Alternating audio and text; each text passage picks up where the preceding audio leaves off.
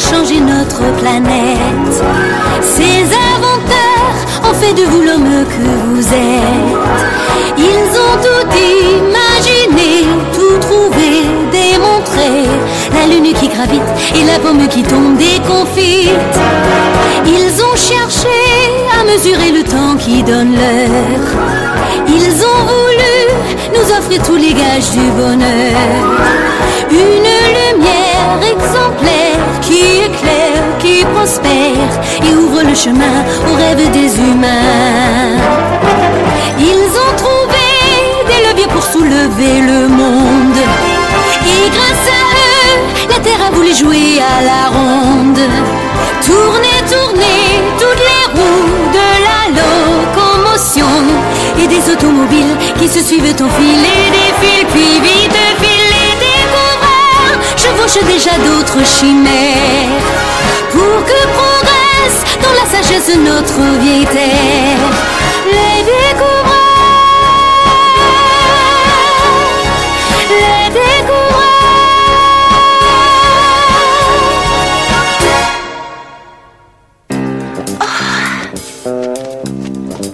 Quelle chaleur, c'est pas tenable. Oh. Ah, mais où est donc Maestro? J'arrive. Quelle canicule! Enfin, je veux dire, la chaleur. Savez-vous ce que c'est que la chaleur? C'est quand la température monte. Sur la plage, en plein soleil. Quand j'ai 0 à l'école et que je rentre, alors là, ça chauffe. Et la chaleur, c'est le feu. C'est intéressant, ça. Et le feu, alors, qu'est-ce que c'est? C'est quand ça brûle, non? Ah, vous vous souvenez de Démocrite le grec? Il y a dans la nature 4 éléments, la terre, le feu, l'eau et l'air. Cette branche vient de la terre. Et elle se transforme en feu.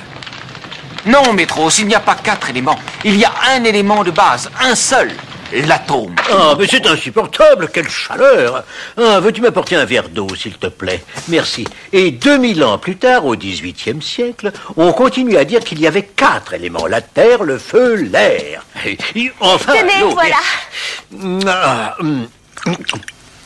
Mais une nouvelle science, la chimie, allait naître et grâce à elle, on allait pouvoir expliquer de quoi les choses étaient faites. Et qu'est-ce qu'il a inventé, la chimie? Oh, plusieurs savants y ont contribué, mais c'est surtout Lavoisier, un Français, qui hélas mourut guillotiné. Ah, on lui a coupé la tête. On lui a coupé la... Oh non, il ne faut pas rire, ce fut une tragédie. Bon, Lavoisier, donc... La chaleur est un élément très particulier. Et cet élément, on l'appelle plus scientifiquement le phlogiston. Oui, monsieur Lavoisier. Et sait-on de quoi il fait le phlogiston, maître? Non, enfin pas exactement. Mais un jour proche, soyez-en certains, on le saura. Et si on ne sait pas ce que c'est, pourquoi en parler?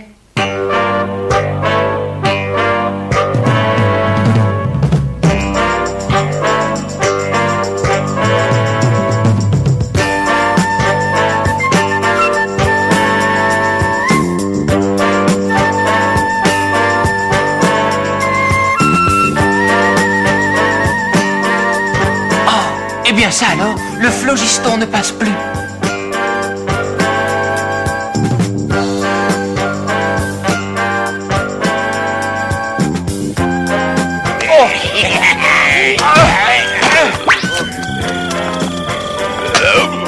Dis donc, mon Lascar. Il y a erreur, je ne suis pas un agneau, plutôt un loup. Pitié, mon seigneur, je croyais...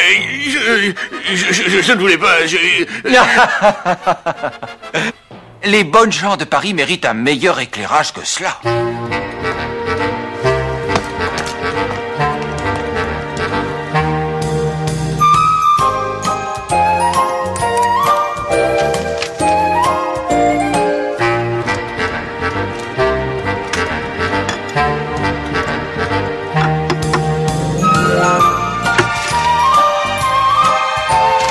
À 23 ans, Lavoisier recevra la médaille d'or du roi Louis XV pour son étude de l'éclairage de Paris.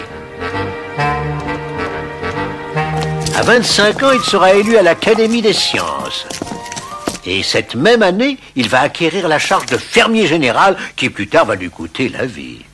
Qu'est-ce que c'est qu'un fermier général? À l'époque, un fermier général était un percepteur d'impôts. Et pourquoi ça va lui coûter la vie? Tu verras, tu verras.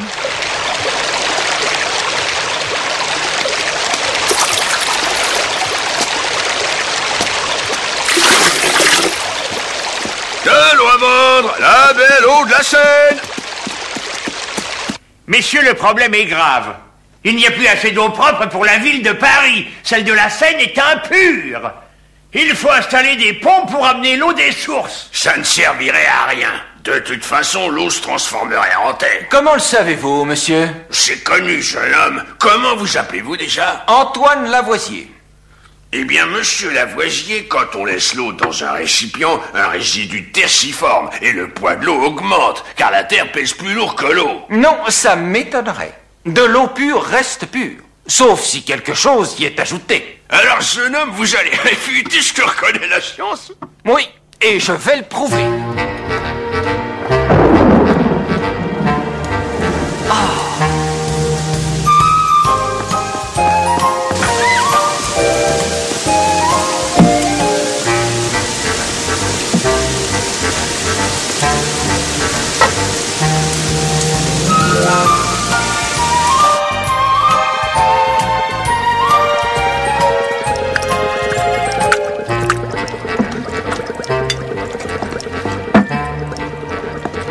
Je vais les distiller encore une fois pour avoir de l'eau tout à fait pure. On va savoir si la vapeur d'eau se transforme vraiment en terre. J'ai là de l'eau pure. Oh!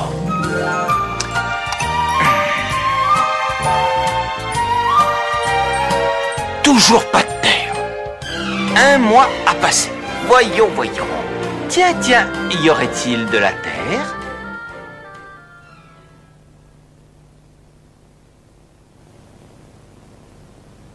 Alors, vous voyez bien, jeune homme, en s'évaporant, l'eau se change en terre, je l'ai bien dit. Bien, donc, alors, dans ce cas, le flacon devrait peser plus lourd, n'est-ce pas? Oui, bien sûr, puisque la terre pèse plus lourd. Eh bien, je parie qu'il n'a pas changé de poids. Voyons. Donc, il pesait au début 2 livres 3 onces de gros et 15 grains. Voyons maintenant. Sur la balance, voilà. Maintenant, les poids, 2 livres 3 onces, 2 gros et 15 grains. Et voilà, alors? Pourtant, il y a de la terre. Attendez, on va peser l'eau. Bon. Ce que vous croyez terre n'est que débris de ce flacon. Non.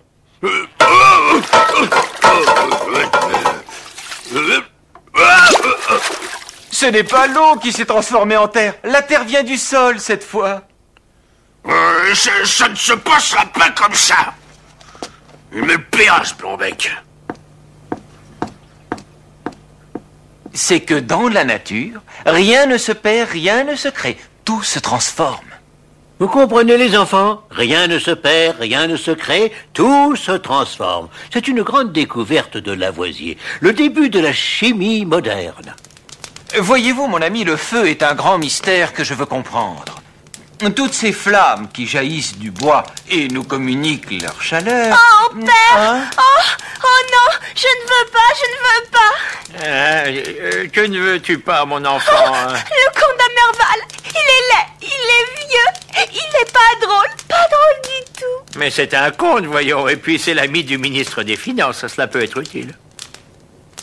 Marianne, je ne t'ai pas présenté Monsieur Lavoisier, un collègue agent des impôts, mais un savant aussi. Oh! Ah! Oh ben... Je vous prie de m'excuser, je suis confus. Oh! Je suis désolé,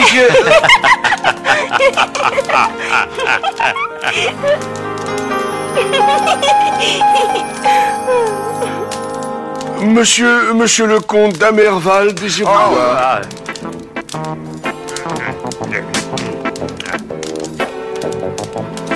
Charmant enfant. Quel charmant enfant. Je suis ravi. Ah oui, ravi. Croyez-moi, si vous insistez, je consens bien volontiers à ce mariage, soyez-en sûr. Mais je n'insiste pas, monsieur. Voyons, ma fille, enfin. Pardonnez-lui, monsieur le comte. C'est rien. Elle est charmante. L'émotion, je comprends. Vous serez comtesse. Bah, comment? Oh. Vous venez donc, cher comte, demander la main de ma fille. C'est qu'elle est si jeune. Si jeune, oui. Si jolie, si avenante. Oui, si jolie. Ah, elle est... Mais oui, je vous fais donc l'honneur de demander la main de ma fille. Marianne, voyons mon enfant, une demande en mariage et de monsieur le comte. Ton cœur ne bat-il pas de joie? À ce qu'il me semble, le cœur de votre fille ne bat pas plus que d'habitude. Qui est là? Rien, c'est Antoine Lavoisier, fermier général et savant. Fermier général? Ma jeune enfant, vous rendez-vous compte? Un comte vous demande votre main, ça compte un comte. Oh, mais attendez, auriez-vous un autre soupirant? Oh! Je vais le pourfendre sur l'heure.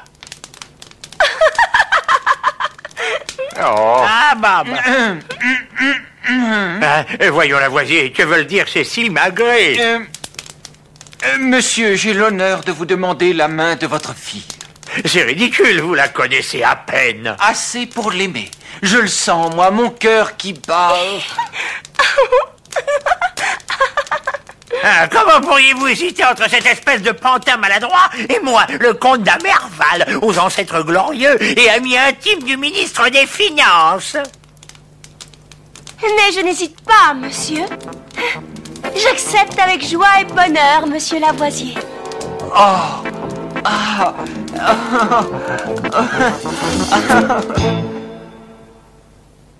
Cher Monsieur Presley, c'est avec plaisir que je vous souhaite la bienvenue à l'Académie des sciences. Nous sommes impatients de connaître le résultat de vos expériences. Et moi, sœur Lavoisier, d'avoir votre avis. Gentlemen, lorsqu'on chauffe du mercure calciné, on obtient un air particulier. Nous appelons ça de l'oxygène. Il y a donc dans l'air deux sortes d'air. L'hiver, il y a l'air, un point c'est tout, et puis il y a le phlogiston qui transporte la chaleur. Mais non, le phlogiston n'existe pas. Il y a un air qui permet au feu de brûler et un qui ne le permet pas. Regardez. Vous voyez? Le bon air est consumé, la bougie s'éteint. C'est parce que le phlogiston est parti. Par où? Il n'est pas sorti de la cloche. Regardez maintenant ce que fait le bon air.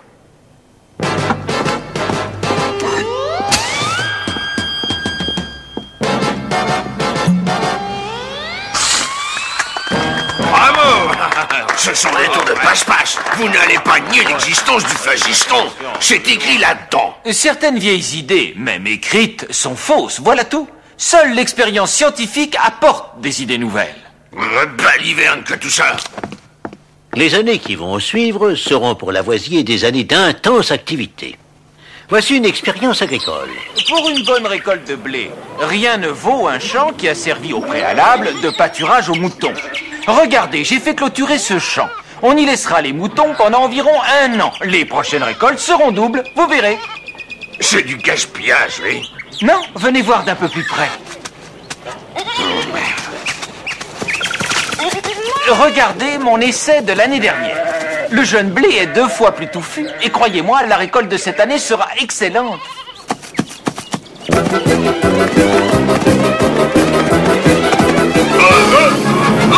avez bien raison de vouloir voir d'encore plus près, monsieur. Cela en vaut la peine, vous ne trouvez pas?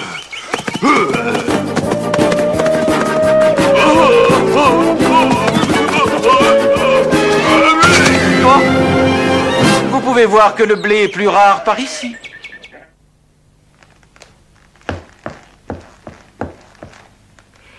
J'ai pensé qu'avec une loupe grande comme un homme, nous pourrions réussir la séparation des gaz. Je le pense, moi aussi. Par ordre du roi, monsieur Lavoisier. Moi-même. La France a besoin de vous, monsieur Lavoisier. Nos ennemis nous menacent et nous manquons de poudre. Il nous en faut beaucoup pour les canons. Mais je suis au service de la patrie et je suis sûr que ma femme voudra être à mes côtés. Monsieur Berthollet, votre chlorate de potasse peut être un substitut pour le salpêtre dont nous manquons. Je pense que cela fera une excellente poudre à canon. Faites un essai, monsieur Lavoisier, mais attention aux explosions.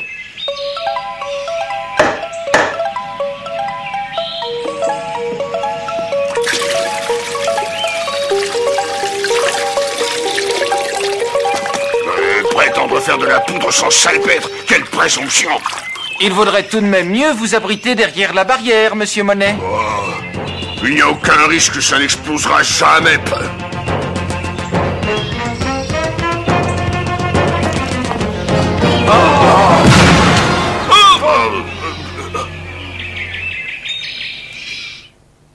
Tu vois, Marianne, il y a au moins 2 sortes d'air. Un air vital et un autre air qui, lui, au contraire, ne permet pas la vie.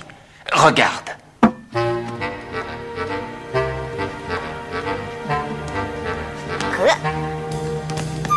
Maintenant, l'air vital est presque épuisé. La souris a moins d'énergie. Elle est peut-être fatiguée de courir? Attends. Il n'y a plus d'air et pourtant il y a de l'air. Tu vois, il y a de l'air, mais il n'est pas respirable. Maintenant, regarde.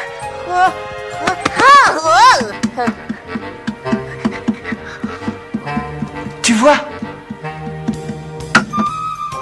Ça n'a pas vraiment l'air de marcher. Je comprends pas, pourtant. Attends, ouais. Zut, et zut, encore c'est la fête. Tu vois, j'avais raison. Cet air vital, je vais l'appeler oxygène. C'est l'oxygène qui permet au feu de brûler et au corps de se réchauffer. Je vais faire une autre expérience avec mon ami Laplace. Oh, le mathématicien? Oui. Entouré de feutre, la glace protégée de la chaleur ne fond pas.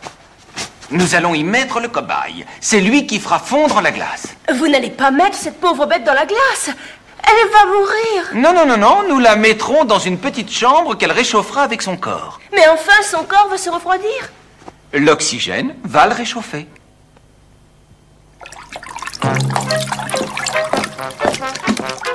Vous voyez, la glace a fondu. Nous pouvons calculer la chaleur dégagée. Tu es sûr qu'il est vivant? Bien sûr. C'est fini, voilà. Cela nous semble tellement simple. Et pourtant, c'est révolutionnaire. Révolutionnaire. Lavoisier et Laplace ont mesuré la chaleur dégagée par le corps d'un animal. Ils ont calculé combien d'oxygène il avait consommé. Ils ont également... Et même le fameux chimiste anglais, Cavendish, confirme que l'eau, chers messieurs, n'est pas un élément. Mais que dites-vous là? L'eau n'est pas un élément, hein? C'est ça, hein? Qu'est-ce que c'est que ça, alors? Ça, monsieur, c'est une combinaison d'hydrogène et d'oxygène.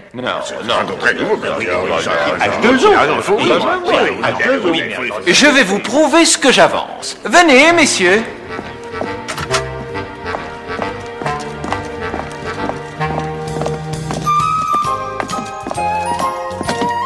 Ici, il y a de l'oxygène. Ici, de l'hydrogène. Ce ballon au centre est vide. Maintenant, regardez.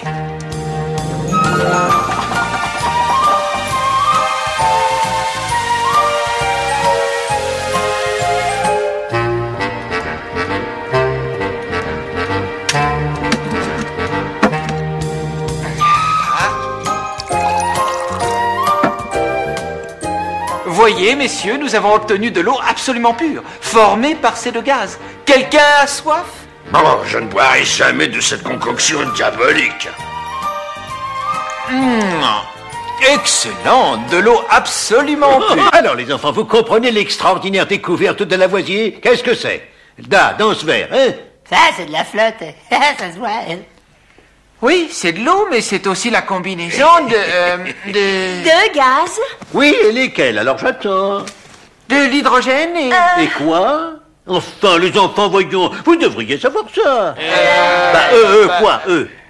L'hydrogène de part, l'oxygène une part. La formule de l'eau, c'est H2O. Il faut rejeter les vieilles idées et se fonder sur l'expérience. C'est le seul moyen de progresser. Il n'y a pas de phlogiston. L'air est composé d'au moins 3 gaz différents. L'oxygène, qui est l'air vital, l'azote, qui est un gaz qui ne soutient ni la vie ni la combustion, et l'hydrogène, gaz inflammable très léger. Ce ballon est rempli d'hydrogène, bien plus léger que l'air. Il pourrait emporter un homme. Foutaise, balivernes, bilfeusées, galéjades, sornettes et sottises. Baliverne, foutaise, monsieur Monet. Venez donc constater par vous-même.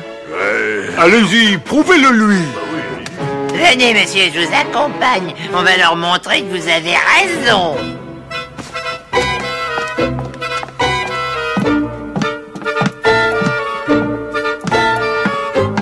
Tenez donc cette corde, monsieur. Là.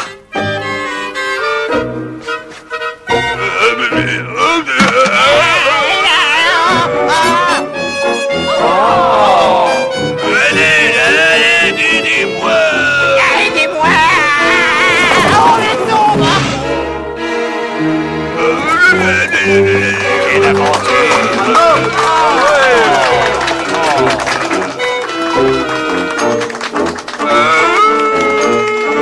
je me dis ça.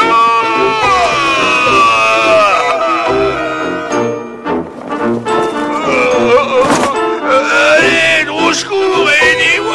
Oh, qu'est-ce que c'est? D'où sortez-vous, mon fils? Ne seriez-vous pas envoyé par le ciel? Ah, mais j'irai pas...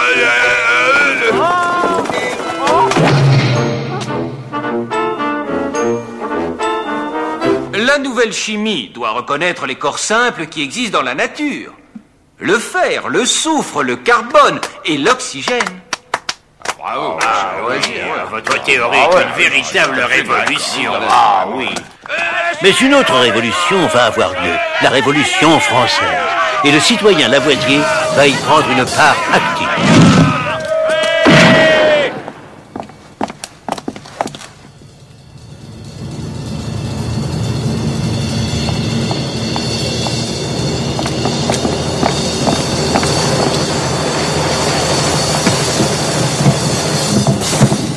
Parmi les réformes de la Révolution, celle de notre système de poids et mesures est urgente. Nous sommes d'accord?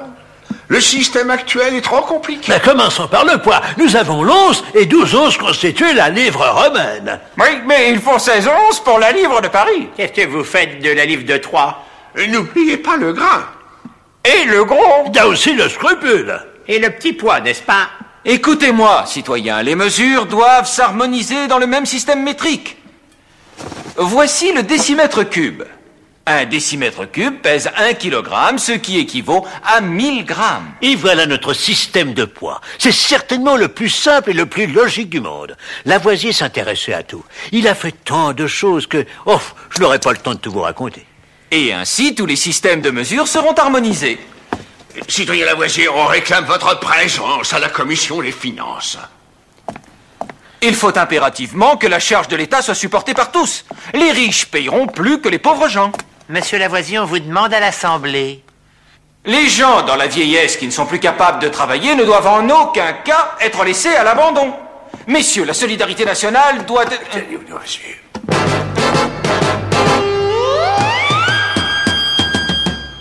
Stop! Bien, la prochaine fois, nous calculerons la consommation d'oxygène à l'effort. En janvier 1793, Louis XVI sera guillotiné. Bientôt, la Révolution va s'emballer. Citoyens, supprimons les sociétés savantes décadentes. Alors, Lavoisier est un ennemi du peuple et il a des amis à l'étranger, il était fermier général. Voyons, citoyen Marat, Lavoisier est un grand savant, la science est internationale, il travaille pour le bien du pays. Ah, et toi? Qui es-tu, citoyen? Est-ce que tu n'es pas toi aussi ennemi du peuple? Bien, c'est grâce à l'oxygène que l'organisme humain obtient l'énergie dont il a besoin. Il faut avant tout savoir quel est le combustible que brûle cet oxygène. Une expérimentation sur ce sujet... Et c'est le règne de la terreur. Coupables, suspects et innocents seront guillotinés par centaines. ils doivent mourir, pas de pitié. Citoyen Fouquier, Lavoisier peut encore rendre de grands services à la France. Je demande le sursis de son exécution jusqu'à ce qu'il termine ses travaux en cours. Mais il n'est pas coupable. C'est un serviteur du peuple. C'est surtout un très gros savant. La République n'a besoin ni de chimistes, ni de savants. Procédez à l'exécution. J'ai eu une vie assez longue et très heureuse. Je pense qu'on me regrettera et que ma réputation va me suivre. Que demander de plus, Lavoisier?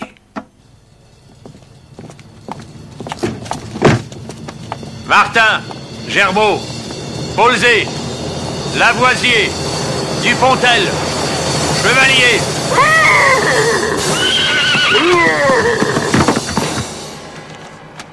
Mais pourquoi, maestro, pourquoi?